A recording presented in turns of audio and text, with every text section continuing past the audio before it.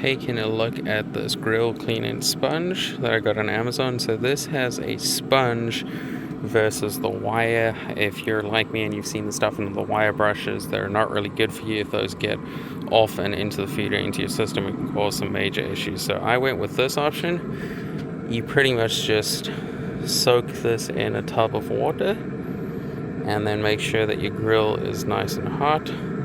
Once that soaks up, straight onto the grates, and that's what you're using to clean the surface, so it'll steam everything off. So you can see there I can use that and it takes off that charred on stuff. Now it's pretty easy to do.